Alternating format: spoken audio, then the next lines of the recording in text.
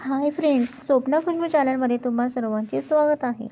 Friends, आजच्या व्हिडिओमध्ये आपण भगवान महादेवांनी देवांनीच विष का प्यायले याविषयी संपूर्ण माहिती जाणून घेणार आहोत. त्याआधी तुम्ही जर चॅनलवर नवीन असाल तर चॅनलला सबस्क्राईब करा. तर फ्रेंड्स, समुद्र मंथनातून जेव्हा भयंकर विष बाहेर आले तेव्हा देव आणि असुर दोघेही घाबरले. सगळ्यांना अमृत हवे होते, पण विष समोर आले तेव्हा ते स्वीकारायला कोणीही तयार नव्हते. पण भगवान शिवांनी ते विष स्वीकारलेच का? आणि त्याहून महत्त्वाचा प्रश्न, शिवांनी ते विष पूर्णपणे का प्यायले? केवळ एक पौराणिक कथा आहे का, की या प्रसंगामध्ये काही आपल्या रोजच्या जीवनासाठी खूप मोठा संदेश लपलेला आहे का? आज आपण समुद्र मंथनाची ही कथा समजून घेणार आहोत, पण फक्त कथा ऐकून पुढे जाणार नाही. या कथेतील महत्त्वाच्या प्रसंगाचा लाक्षणिक अर्थ समजून घेणार आहोत. कारण कदाचित शिवाने विष का स्वीकारले आणि ते कंठातच का धारण केले, याचे उत्तर आपल्या आयुष्यातील अनेक प्रश्नांची उत्तरे देऊ शकते. पौराणिक कथेनुसार एकदा देव आणि असुरांनी मिळून समुद्र मंथन करण्याचा निर्णय घेतला. समुद्रातून अमृत मिळवणे हा त्यांचा उद्देश होता.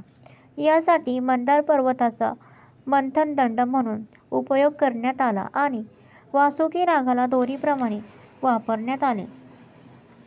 देव एका बाजूला आणि असुर दुसऱ्या बाजूला, आणि समुद्र मंथन सुरू झाले. पण मंथन सुरू होताच सर्वात आधी अमृत बाहेर आले नाही. त्याऐवजी बाहेर आले अत्यंत भयंकर हलाहल विष.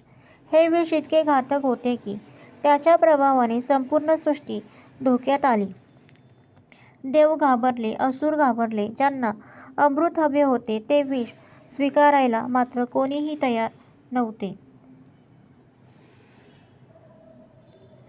शेवटी सर्वजण भगवान शिवाकडे गेले.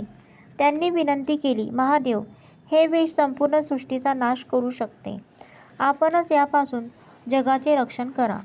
भगवान शिवांनी त्या विषाकडे पाहिले आणि त्यांनी ते विष स्वतः स्वीकारण्याचा निर्णय घेतला. शिवांनी हलाहल प्राशन केले. लोकप्रिय पौराणिक परंपरेनुसार देवी पार्वतीने शिवाच्या कंठावर नियंत्रण ठेवले आणि ते विष त्यांच्या शरीरात पुढे जाऊ दिले नाही. त्यामुळे विष कंठातच राहिले आणि त्यांच्या कंठाचा रंग निळा झाला.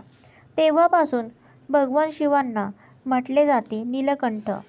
समुद्र म्हणजे आपले मन. आपल्या मनात चांगले विचार आहेत, प्रेम आहेत, दयाळूपणा आहे, आशा आहे. पण त्याच मनात रागही आहे, मत्सर आहे, अहंकार आहे, लोभ आहे, भीती आहे आणि अनेक जुन्या कटू आठवणीही आहेत.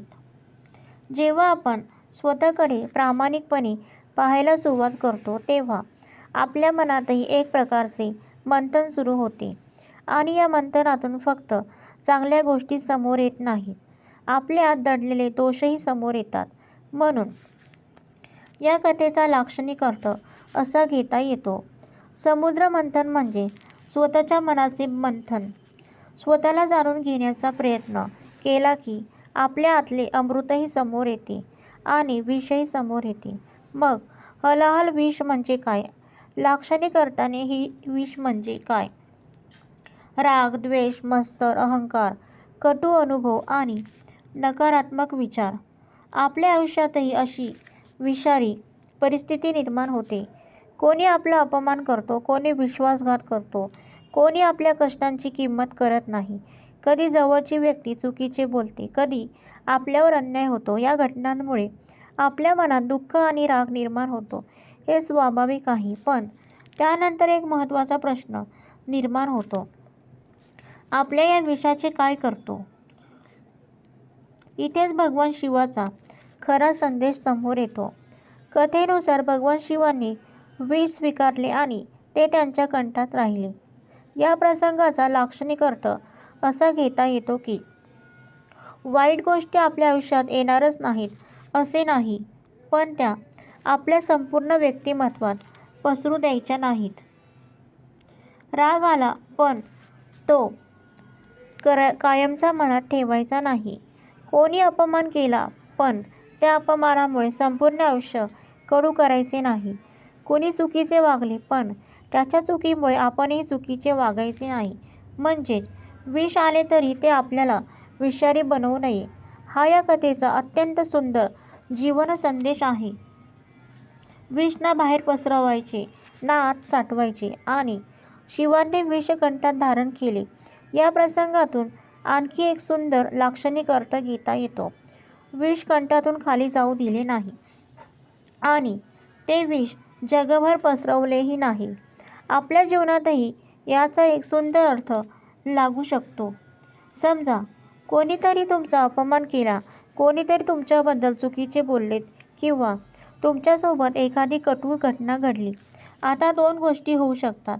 पहिली, तुम्ही तीच गोष्ट पुन्हा पुन्हा 10 लोकांना सांगत राहता. त्याने माझ्याबरोबर असे केले, तिने माझ्याबद्दल असे बोलले, त्याने माझा अपमान केला, असे करत राहिलात तर एका व्यक्तीने निर्माण केलेले विष तुम्ही स्वतःच अनेक लोकांमध्ये पसरवतात. आणि दुसरी गोष्ट, तीच घटना सतत आठवत राहायची, मनात राग वाढवत राहायचा, द्वेष वाढवत राहायचा आणि अनेक वर्ष त्या व्यक्तीबद्दल कटुता मनात ठेवायची. म्हणजे ते विष आपल्याला मनातच उतरू दिले. म्हणून नीलकंठाचा हा लाक्षणिक अर्थ खूप सुंदर आहे. दुसऱ्याने दिलेले विष उगाच पुढे पसरवू नका आणि ते स्वतःच्या मनातही खोलवर उतरू देऊ नका. पण याचा अर्थ अन्याय सहन करत राहणे असा अजिबात नाही. चुकीच्या गोष्टीपासून स्वतःचे संरक्षण करणे, योग्य व्यक्तीकडे मदत मागणे, आवश्यक असेल तर अन्यायाविरुद्ध बोलणे या गोष्टी वेगळ्या आहेत. फक्त एवढे लक्षात ठेवा, समस्या सोडवणे आणि द्वेष मनात वाढवणे या दोन वेगळ्या गोष्टी आहेत. समुद्र मंथनात देव आणि असुर दोघांनाही अमृत हवे होते, पण विष समोर आले तेव्हा सगळे मागे हटले. इथेही या कथेचा एक जीवन संदेश दिसतो. मोठेपणा म्हणजे फक्त सुखाचा वाटा घेणे नाही, तर संकटाच्या वेळी जबाबदारी स्वीकारणे. आजच्या जीवनातही आपण हे पाहतो. घरात एखादी समस्या आली की आपण विचारतो, ही चूक कोणाची? पण किती जण म्हणतात, ही समस्या सोडवण्याची जबाबदारी मी घेतो. यश मिळाले की त्याचे श्रेय घेणारे अनेक असतात, पण संकट आले की जबाबदारी स्वीकारणे फार कमी असतात. म्हणून शिवाचा हा प्रसंग आपल्याला शिकवतो, संकटाच्या वेळी पळून जाण्यापेक्षा त्याला सामोरे जाणे ही खरी ताकद आहे. समजा कोणी तुमचा अपमान केला, त्या क्षणी तुम्हाला वाईट वाटते, हे अगदी स्वाभाविक आहे. पण जर तुम्ही त्या एका प्रसंगाचा विचार पुढची 10 वर्ष करत राहिलात तर समोरच्या व्यक्तीने तुम्हाला एकदा दिलेले दुःख तुम्ही स्वतःच्या मनात पुन्हा पुन्हा जगत राहतात. समोरची व्यक्ती कदाचित तो प्रसंग विसरूनही गेली असेल, पण आपण मात्र त्याच आठवणींना धरून बसतो. म्हणून शिवाचा संदेश असा समजता येतो, दुःख नाकारू नका, पण त्याला आपल्या संपूर्ण आयुष्याचा मालकही बनवू देऊ नका. नीलकंठ होणे म्हणजे दुःखरहित जीवन नव्हे, तर दुःख असूनही त्या दुःखाला आपल्या स्वभावाचे रूप न देणे. राग आला म्हणून लगेच शब्द बाहेर काढायचे नाहीत. दुःख झाले म्हणून लगेच निर्णय घ्यायचा नाही. मन अस्थिर असताना घेतलेला निर्णय अनेकदा चुकीचा ठरू शकतो. म्हणून एक गोष्ट लक्षात ठेवा, भावना निर्माण होणे आपल्या हातात नसते, पण त्या भावनेवर आपण कशी प्रतिक्रिया देतो हे आपल्या हातात असते. काही लोकांना आयुष्यात खूप दुःख मिळते, मग ते म्हणतात, जगच वाईट आहे, कोणावर विश्वास ठेवायचा नाही, सगळे स्वार्थी आहेत. पण शिवाचा मार्ग वेगळा आहे. विष आले ते स्वीकारले, पण विषाला स्वतःचे स्वरूप बनवू दिले नाही. म्हणून नीलकंठाचा अर्थ असा घेता येतो, कटू अनुभवातून धडा घ्या, पण कटुता स्वतःचा स्वभाव बनू देऊ नका. श्रावण महिना हा भगवान शिवाच्या भक्तीसाठी विशेष मानला जातो. विशेषतः श्रावणी सोमवारला अनेक भक्त उपवास करतात, शिवलिंगावर जलाभिषेक करतात, बेलपत्र अर्पण करतात आणि शिवनामस्मरण करतात. सगळे श्रद्धेचे भाग आहेत. पण या समुद्र मंथनाच्या कथेचा लाक्षणिक अर्थ मनात ठेवला तर श्रावणी सोमवार हा स्वतःच्या मनाचे मंथन करण्याचाही दिवस होऊ शकतो. या दिवशी स्वतःच्या मनामध्ये माझ्या मनात कोणाबद्दल राग साठला आहे का? कोणत्या जुन्या अपमानाचा भार मी अजूनही वाहतो आहे का? माझ्या स्वभावातील कोणती गोष्ट मला बदलायची आहे? आणि सर्वात महत्त्वाचा प्रश्न, हे विष मी आणखी किती दिवस मनात ठेवणार? कदाचित हीच खरी शिवपूजा ठरू शकते. खरी शिवभक्ती कोणती? शिवाला दूध अर्पण करणे, बेलपत्र वाहणे, अभिषेक करणे ही श्रद्धेची सुंदर रूपे आहेत.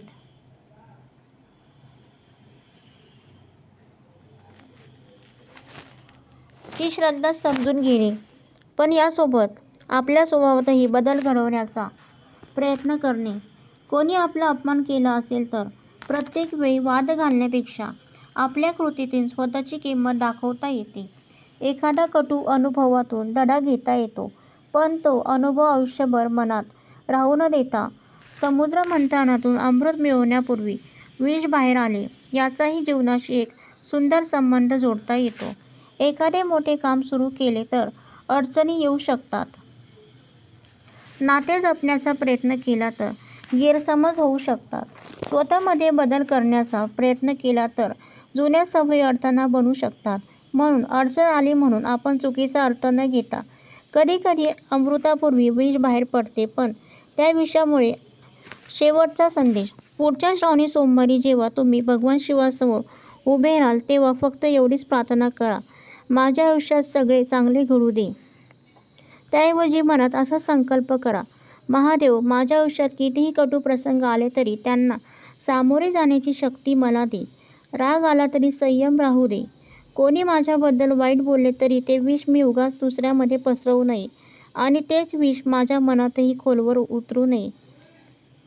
संकट आले तर जबाबदारीपासून पळून न जाता त्याला सामोरे जाण्याची ताकद द्या. कारण शिवाला आपल्याला फक्त विष निर्माण न करणे, तर विषारी परिस्थितीतही स्वतःला विषारी होऊ न देण्याची शिकवण दिली आहे. दुसऱ्याने दिलेले विष न पसरवता कटू अनुभवातून शिकायचे, पण कटुता बनायचे नाही. दुःख स्वीकारायचे, पण दुःखाला आपले संपूर्ण आयुष्य चालवू द्यायचे नाही. आणि कदाचित याचाच खरा अर्थ, लाक्षणिक अर्थ आहे. तर फ्रेंड, अशा प्रकारे आपला व्हिडिओ इथे समाप्त होत आहे. तुम्हाला जर माझा व्हिडिओ आवडला असेल तर लाईक करा, शेअर करा, सबस्क्राईब करा. पुन्हा भेटू एका नवीन व्हिडिओसह. तोपर्यंत बाय.